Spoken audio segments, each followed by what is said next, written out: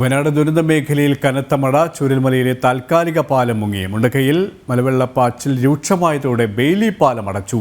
മഴ ശക്തമാകേണ്ട സാഹചര്യത്തിൽ ദുരന്തഭൂമിയിൽ ഇന്നത്തെ തിരച്ചിൽ അവസാനിപ്പിച്ചു. ഇന്ന് രാവിലെ നടന്ന തിരച്ചിലും ശരീരഭാഗങ്ങൾ കണ്ടെത്തിയിരുന്നു. വിവരങ്ങളുമായി അർജുൻ PS ചേരുകയാണ്. അർജുൻ, ഇപ്പോഴും അതിശക്തമായ മഴ തന്നെയാണ് മേഖലയിൽ പെയ്തുകൊണ്ടിരിക്കുന്നത്.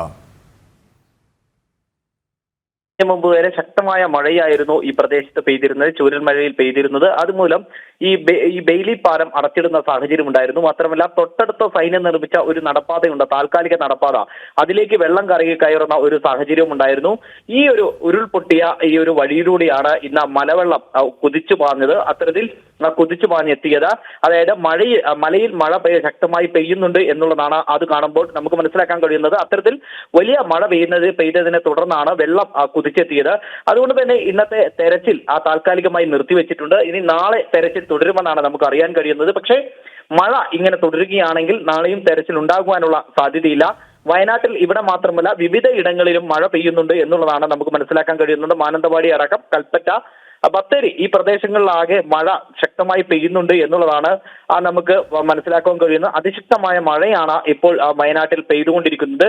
അല്പസമയത്തിന് മുമ്പേ ഒരു ശമനം ഉണ്ടായിരുന്നെങ്കിലും വീണ്ടും മഴ പെയ്യുന്ന ഒരു സാഹചര്യമാണുള്ളത്. നേരത്തെ KP സൂചിപ്പിച്ചതുപോലെ തന്നെ ഇന്നും ശരീരഭാഗങ്ങൾ കിട്ടിയിട്ടുണ്ട്. ഇവ കിട്ടിയത് ചാലിയാറിന്റെ തീരങ്ങളിൽ നിന്ന് തന്നെയാണ്. ഇത്തരത്തിൽ ഈ ചാലിയാറിന്റെ തീരങ്ങൾ കേന്ദ്രീകരിച്ചാണ് വ്യക്തമായിട്ടുള്ള ഒരു പരിശോധന നടക്കുന്നത്. മാത്രമല്ല, ഇന്ന് ശാസ്ത്രജ്ഞരുടെ നേതൃത്വത്തിൽ ഒരു പരിശോധന ഈ പ്രദേശങ്ങളിൽ നടത്തുകയും ചെയ്തിരുന്നു. ഇത്തരത്തിൽ 3 ദിവസത്തോളം ഇവർ ഉണ്ടാകും എന്നുള്ളതാണ് നമുക്ക് മനസ്സിലാക്കാൻ സാധിക്കുന്നത്. കൃത്യമായ ഒരു പഠനം നടത്തും. ഇവിടെ ഇനി ജീവിക്കാൻ സാധ്യമാണോ, അല്ല എങ്കിൽ ഇത് എന്തുകൊണ്ടാണ് ഉണ്ടായത്, ഇതുമൂലം മറ്റ് പ്രദേശങ്ങൾക്ക് എന്തെങ്കിലും പ്രശ്നങ്ങൾ ഉണ്ടായിട്ടുണ്ടോ, പാരിസ്ഥിതികമായ പ്രശ്നങ്ങൾ ഉണ്ടായിട്ടുണ്ടോ, അവിടെ എഫക്ട് ചെയ്തിട്ടുണ്ടോ എന്നുള്ളതടക്കം പരിശോധിക്കുന്ന സാഹചര്യം ഉണ്ടായിരിക്കും.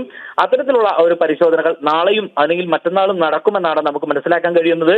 3 ദിവസം കൊണ്ട് ഈ ഒരു പരിശോധന കഴിയും. അതിനുശേഷം വ്യക്തമായ റിപ്പോർട്ട് സർക്കാരിന് സമർപ്പിക്കുമെന്നും നമുക്ക് മനസ്സിലാക്കാൻ കഴിയുന്നു. KP അർജുൻ PS ആണ് വയനാട്ടിൽ നിന്നും വിവരങ്ങൾ നൽകിയത്.